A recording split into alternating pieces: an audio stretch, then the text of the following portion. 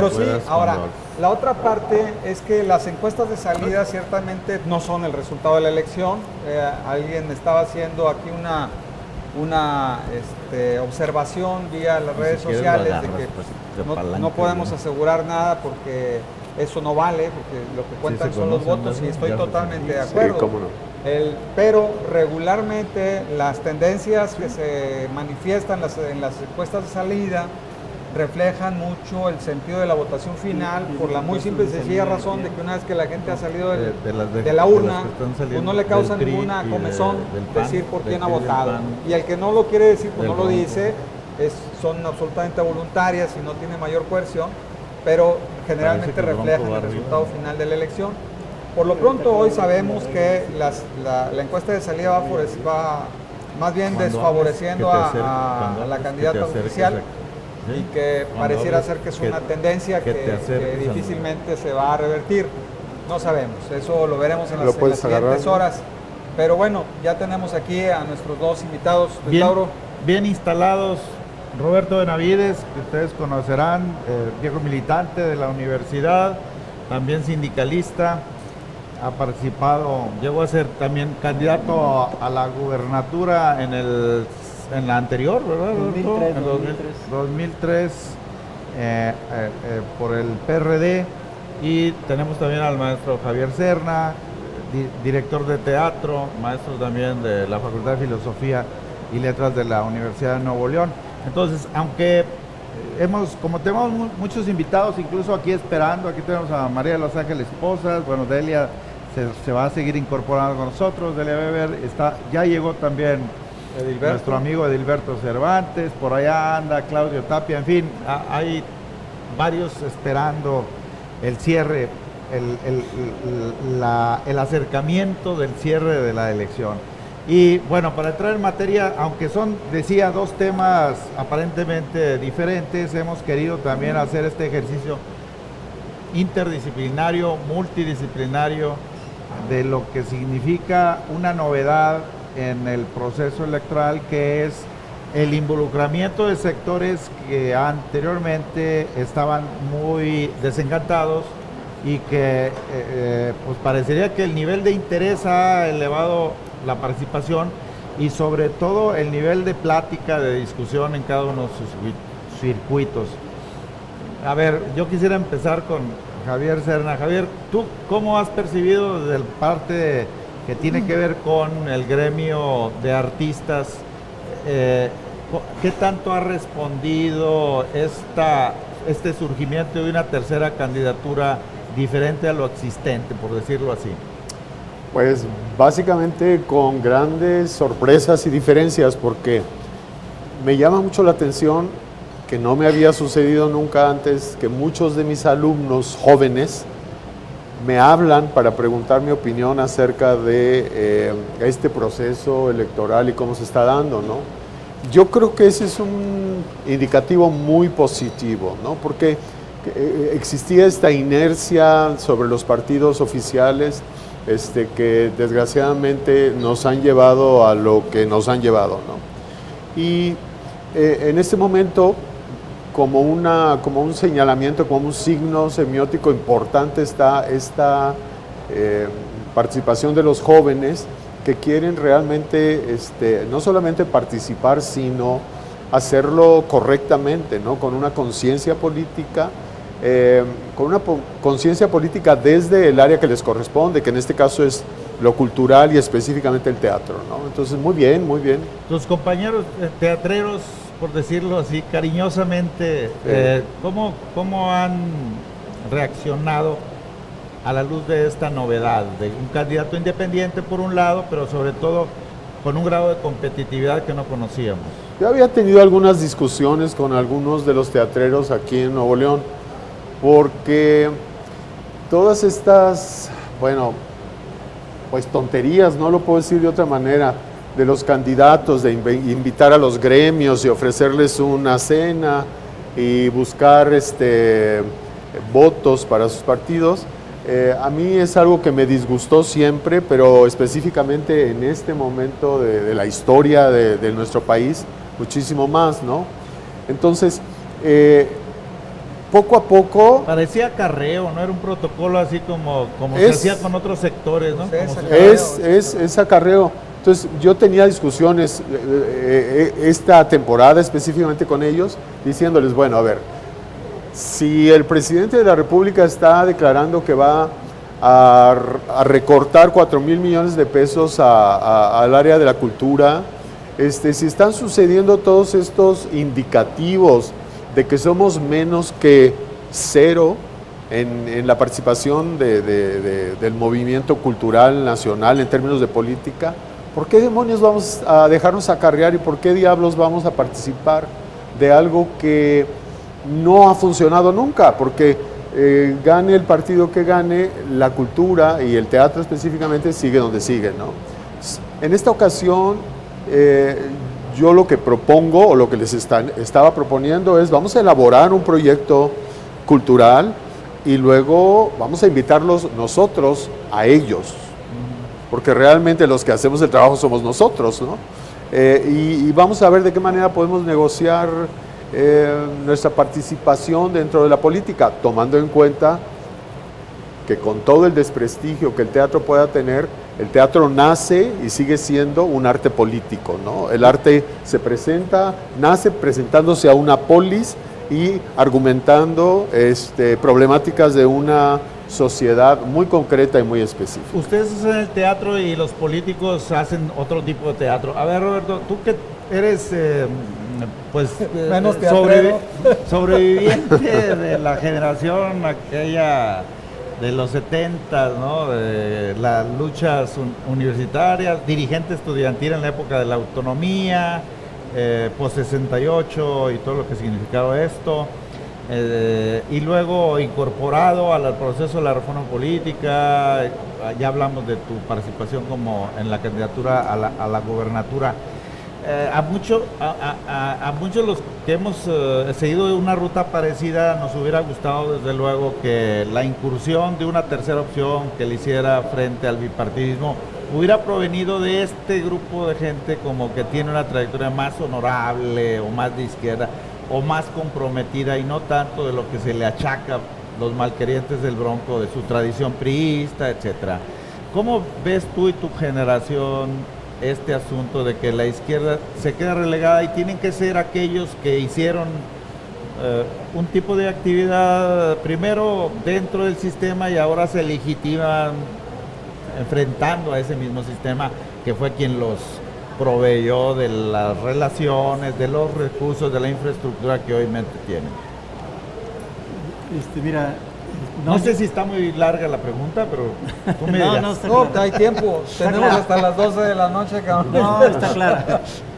No, pero yo quiero opinar primero sobre el teatro. Yo creo que el teatro siempre ha sido el más importante instrumento de divulgación de la verdad. Creo yo que los grandes escritores, por eso han sido escritores de teatro. Claro. Obviamente que a quién no le conviene que se desarrolle el teatro, pues obviamente a aquellos sectores que no quieren que la población razone, piense, y por eso simulan que ayudan al teatro y siempre, ¿qué sucede? Pues que la partida presupuestal más pequeña junto con la de ecología, pues es la de cultura. Claro. ¿Verdad? Es decir, eso tiene una explicación y luego, pues eso que tú dices, o sea, la política en este país es una política también de corrupción. Entonces, ¿qué hacen los políticos? Corrompen a unos cuantos para legitimarse y nunca realmente se constituye el teatro, los teatreros como un verdadero grupo de presión que exijan, que Claro. ese es donde está el Como una gran ironía, déjenme comentar esto. Anduvo circulando por internet una foto de Rodrigo Medina en donde estaba siendo asesorado por Patricia Reyes Espíndola, que es una actriz, Claro. Sí, bien. recibiendo clases de actuación que no aprendió seguramente, pero eso me llamó mucho la atención, ¿no? Porque por lo que estoy diciendo, o sea, se revierte el el proceso, ¿no? Pareciera que el teatro tiene que servirle a la política cuando es al revés. Claro. Sí. Nuestra amiga Cristina Villarreal está aquí en el proceso de interlocución y gracias a las redes sociales, felicitando a Adelia por su excelente, dice, entrevista a Alicia por un lado y también a Patti Basabe. Y felicidades a todo el equipo. Yo sé que lo liga o no, si nos está viendo, por supuesto, Cris Villarreal, que está, entiendo, en McAllen y que además es compañera de generación de Roberto.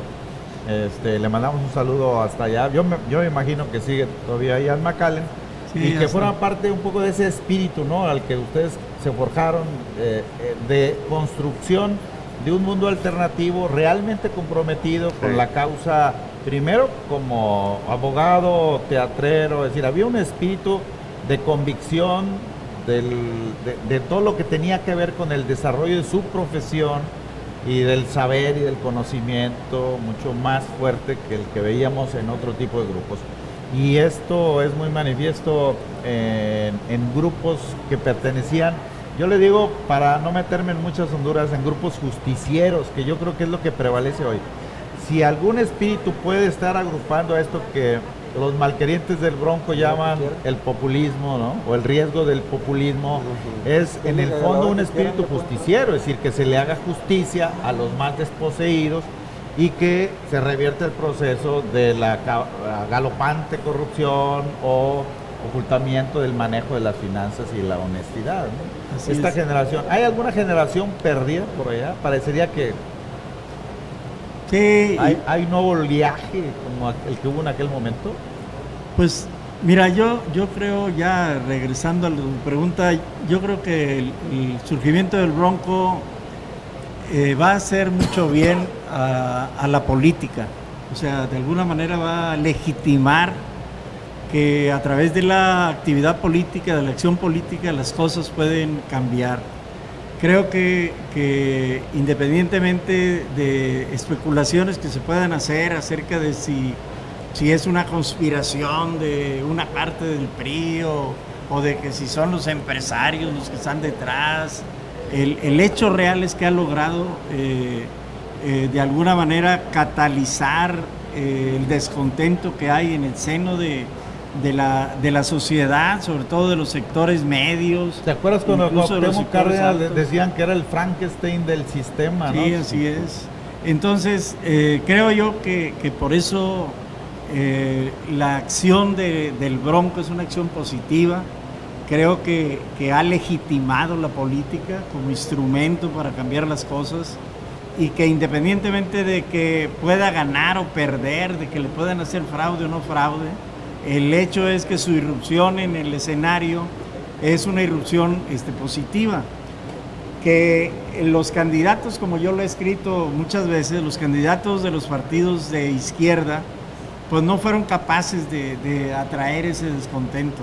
Y creo que ese es el asunto. Ahora, el otro que yo creo que es importante analizar es la característica de su discurso.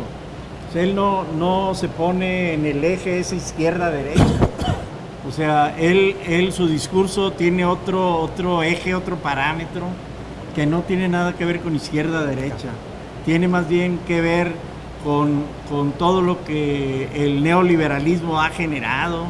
O sea, con toda la corrupción en todos los niveles que ha generado, con la miseria que ha generado el neoliberalismo.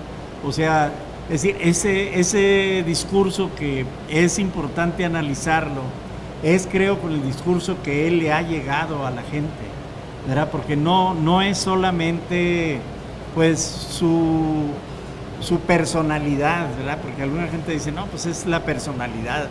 El problema es que junto con la personalidad él ha armado un discurso que ha sido capaz de hacerse creíble en la gente. Pero además, fíjate, yo creo, Roberto, no sé si están ustedes de acuerdo, tenemos alrededor del personaje un ambiente que ha sido muy adverso para el sistema. ¿Qué ha pasado en Nuevo León en el último año y medio? Las movilizaciones de Es que, Ayotzinapa, no, les digo en que serio porque aquellos dos no tenían llegaron precedentes, primero, pero como movilizaciones sí nos espontáneas, esperan, ¿verdad? Después de- desorganizadas, porque no había un grupo que tuviera una línea muy identificada y que las dirigiera y tal, sino eran toda la expresión de los jóvenes a través de redes sociales y que evidenció la capacidad que tenía de movilización la gente para inconformarse, ¿no? Ese es un elemento que me parece que es muy importante. Los hechos de violencia que vivimos durante todo el sexenio, que hicieron, que nos mantuvieron acosados y arrinconados por el temor a todos los ciudadanos, que alcanzaron a hacerle daño a prácticamente todos los habitantes del estado. Los excesos de corrupción que se han hecho públicos, que son conocidos y que se evidenciaron en la última parte del proceso electoral además. Y todo eso junto, además, una parte que se lo escuché a un panista de toda la vida, decía él, ¿a poco el Partido Revolucionario Institucional no tiene 100 pelados o mujeres mejores que esa candidata? ¿A poco el Partido Acción Nacional no tiene 100 pelados o mujeres mejores que ese candidato? Pues por supuesto que los tienen. ¿Por qué no nos tomaron en serio? Decía. Pues si no nos toman en serio, pues ahí está su bronca. O sea, yo tampoco tengo por qué tomarlos en serio, ¿no? Pero ¿de qué te habla? Pues de que hay gente que está harta de lo que ha venido pasando con todas estas cosas acumuladas y que además está harta adentro de los partidos políticos, ¿no? O que está harta también con sus preferencias electorales del pasado y que ciertamente es lo que dice Roberto. O sea, no es el planteamiento de una línea que esté divorciada del pensamiento liberal. Porque si fuera así, pues a lo mejor el candidato de Morena era el que tendría que estar destinado a acarrear las preferencias electorales, ¿no? Pero como que se da una combinación de cosas en la circunstancia que hacen que arribe el personaje, porque yo les diría, de pronto cuando he escuchado sus posicionamientos respecto de la cultura, respecto del deporte, que son cosas que te van defendiendo del bagaje de lo que va a hacer el gobierno, pues yo no escucho cosas que por lo menos me suenen interesantes, ¿no? O sea, no se ve, pero por el otro lado, bueno, pues está la otra alternativa de cumplir la misión de ser un receptáculo del hartazgo de todo el mundo frente a todas estas condiciones que se van dando. Pero yo no sé si eso sea algo que además tiene que ver con la confección del personaje, porque como que se ve el personaje más o menos construido, ¿no? Hay un personaje construido, pero además hay objetivos muy específicos. A mí lo que realmente me inquieta, y me inquieta cuando yo empezaba a hacer teatro y era muy joven, estaban todos aquellos fantasías y fantasmas acerca de las manipulaciones de un grupo en el poder que hacía y deshacía. Hoy no son fantasmas, es una realidad, se evidenció. Pero a mí lo que realmente me preocupa de todo esto es que estos fantasmas o estos titiriteros están fuera de nuestro país, están fuera de nuestros propios entidades de poder, ¿no?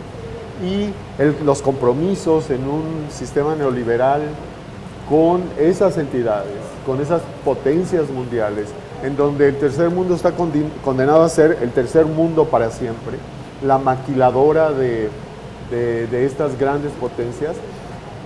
¿Cuál será la alternativa de este nuevo perfil de independencia de gobernante hacia esos compromisos, ¿no? ¿Cómo sortear, cómo negociar sin venderle el alma al diablo, como sabemos que está haciendo nuestro señor presidente actualmente, ¿no? Entonces, eso es lo que a mí me inquieta mucho y una cosa que me alienta es que la figura de este señor Rodríguez, llegando en caso de que llegue a ser gobernador, no está solo, va a tener alianzas con personas que tienen experiencia y que de alguna manera pueden equilibrar estas fuerzas de este desprestigio populista que se le está creando alrededor del personaje de Bronco, ¿no? Por lo menos así lo veo yo. ¿Cómo lo ves tú, Roberto? O sea, mira, el asunto más que de adjetivos, ¿verdad? Porque pues, se puede adjetivar de populista, etcétera. El problema es que el futuro, es decir, como el presente mismo de un gobierno dependen del presupuesto. O sea, el presupuesto es el asunto básico con el cual un gobierno gobierna. Y ese problema es el problema que se va a enfrentar si este hombre llega a la gobernatura. Al gobierno. ¿Por qué razón? Bueno, pues porque tenemos un presupuesto profundamente endeudado. O sea, la deuda es una característica de este presupuesto. Luego, tenemos el otro problema que está empalmado a esto, que es el gobierno federal. Peña Nieto ya en la convención de los banqueros en Acapulco dijo el presupuesto del 2016 va a ser presupuesto con base cero. ¿Qué significa eso? Luego un subsecretario de Hacienda lo aclaró. Presupuesto base cero significa que todos los presupuestos desaparecen y todos los vamos a rediscutir. Ya. ¿Qué significa eso? Que los recortes vienen. O sea, ¿por qué? Bueno, se les cayó el precio del petróleo, van a vender una parte importante del petróleo, entonces los recursos que venían del petróleo al presupuesto no van a venir todos. Entonces, les urge hacer recortes presupuestales. Y el mismo subsecretario dijo, va a haber muchas resistencias. O sea, eso es el futuro. Y eso, sea Ivonne o sea este hombre, pues el problema del presupuesto va a ser un asunto crucial para lo que viene. ¿Cuál es la ventaja si es el Bronco?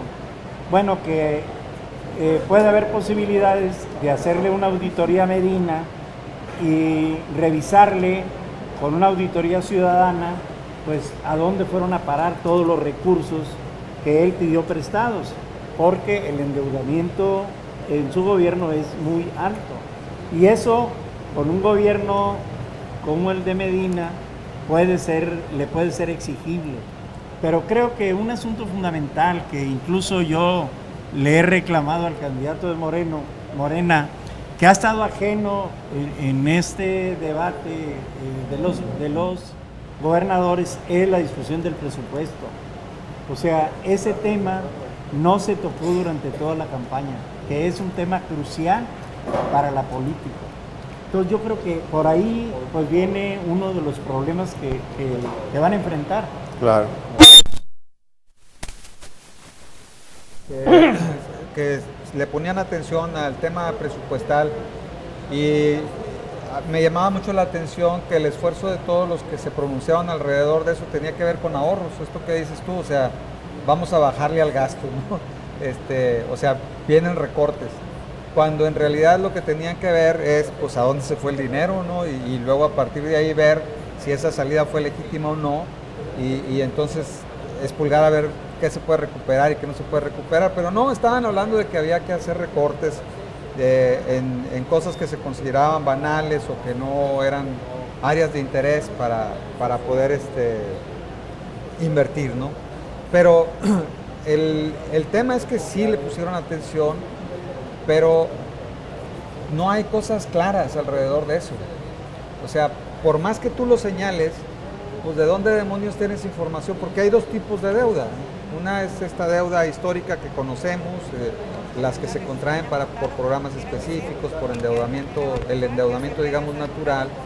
Y hay otra deuda que tiene que ver con la deuda de ventanilla, que son las obras que están en curso, la liquidación de proveedores, las adquisiciones, etcétera. Nada más en esa se habla de que hay un monto aproximado entre los 9 y los 12 mil millones de pesos, que es una cantidad espantosa, ¿no? Para pagar en ventanilla. Bueno, estamos por hacer un enlace con Jimena Peredo desde Portugal, y como ya hay una diferencia de 6 horas y tiene que también cubrir sus actividades, dormir, hacer sus actividades. Vamos cerrando. A ver, ustedes, ¿cuál es su pronóstico y cómo vislumbrarían el día siguiente? Mañana, ¿cómo se imaginan que van a amanecer? En términos de humor, iba a decir de alegría, pero ¿están preparados para que triunfe su no candidato o su no candidata? Pues siendo honestos, y digo, siendo honesto yo conmigo mismo, yo sí estoy preparado a una gran decepción y a... ¿No sería la primera vez? Y a movilizaciones, no, por eso digo, desgraciadamente hay mucho optimismo, por supuesto que el apoyo a este caso sin precedentes de un candidato independiente que tiene mucho apoyo por cómo van apuntando digamos, las cifras, pero pues el problema es que en la tradición eso vale menos que un cacahuate, ¿no? Ya se quemaron no sé cuántas casillas en no sé dónde y están por quemarse otras tantas en no sé dónde, y todo eso pues es una tradición nefasta y muy, muy oscura. Entonces, preparado para eso, ¿no? ¿Saldrías a festejar en caso de que haga tu candidato a la Macroplaza o qué te imaginas? ¿Dónde, O sea, mira, cómo sería el festejo? Yo soy militante de Morena y yo voté por Morena. Ajá, O sea, voté por Morena todo, el gobernador, a pesar de que está en cero el gobernador. ajá. Este, No hay cruzado, no hay voto, tú no tienes voto no, cruzado. No. Pero corazón sí. Luego, ¿qué puede pasar mañana? Bueno, la posibilidad de que gane el Bronco es absolutamente real. Sí. O sea, ahorita acabo de hablar con Borrego y Borrego pues confirma sus hipótesis que ha venido manejando diariamente, está muy arriba. Solamente una catástrofe haría que no ganase el Bronco. Entonces, yo creo que Peña Nieto, ¿verdad?, que es el actor más importante del evento, pues va a medir muy bien si quiere Pensarla dos veces. si quiere que Nuevo León sea un escenario de inestabilidad y que mañana esté tomada la Macroplaza por toda la broncomanía, y se les ocurra hacer una barbaridad. Digo, las están haciendo, pero no, es decir, por ejemplo, ¿qué hicieron? Yo tenía una serie de reportes. Por ejemplo, en Apodaca, en la zona más poblada, las casillas se instalaron hasta las 10:30. Pueblo Nuevo y todo. Pueblo Nuevo. O sea, ¿por qué? Bueno, pues Dicen porque que es la colonia más grande de América Latina. Bueno, ahí esa es una zona. Luego, las zonas donde ellos sospechaban que en Guadalupe también no podía haber ahí, no solamente el voto del PRI, también retrasaron mucho la instalación, ¿verdad?